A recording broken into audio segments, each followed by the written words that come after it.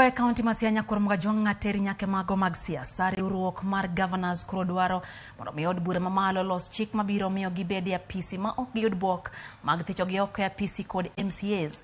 Giwacho magi kinde romo margi mane gibago kendo giyiere Anne Waiguru kendo kaka jakom mar riwruok Gavanas. Fom marwa Walter Nyambaga miwaler mathoth. Kuntulu mar seche adek riwruok mokelo kanyakla Gavanas obedo kod bilo wach e log tich margi kaendi e chenro mar yiero tende riwruogno endo biro dhi nyime kod tayo chenro margi kendo ng'iyo lai mar chalo tich margi kanyakla kuom thuolo mar higni ariyo. Yiero moweyo ka jakom gavana machon kendo bende mokawo lemono gi kinde ni Anne Waiguru ema pod omako lemo mag tayo chenro mag riwruok mar COG.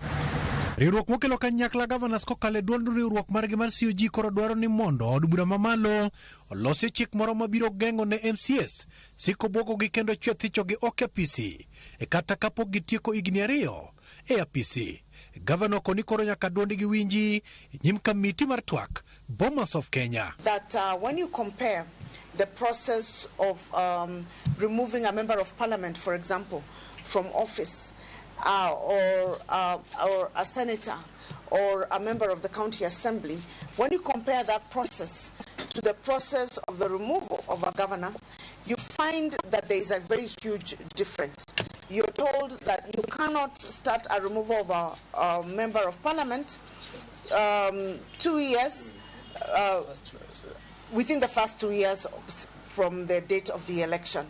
And then you cannot attempt to remove a member of parliament a year before elections. We don't have those provisions for county governments. Gavanas go bende konigero ni mondo medgi omenda mar pok madhine counties e kage nyonre na tamalo 35 tin kaluwore kod pek mag dongruok magichopo ne japiny kadwach gi owuon to dwara tamalo 40. Some of the issues to be presented include funding and periodic costing of national and county functions, increase of the equitable share of revenue for the county governments to 45%. Riwruogno bende oyiero gavana ma Kirinyaga Anne Waiguru e kaka jakomne kendo miye thuolo matayo riwruogno tilo mar ariyo. Waiguru kod jalupne Mohamed Abdullahi Mawajia emomako lemo mar kom. Kaweche mag omenda dok ne Fernandes Barasa ma en gavana ma Kakamega Kamudhomi Njoki to yudo lemo mar migawo mar thieth. As it has been our tradition, the council's election are undertaken through consensus, and we have unanimously agreed on the leadership that will steer the council for the next 1 year as follows. Chairperson, H.E. Anne Waiguru, EGH, OGW, Governor Kirinyaga County.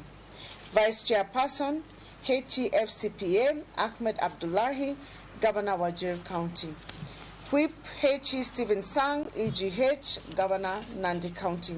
Riwruogno poyo kenge mosego kod loch gwenge e yoro kenge mag dongruok moganda yudo kokale piny owacho mar gwenge. As we celebrate the success, we therefore appreciate that this was not devoid of challenges.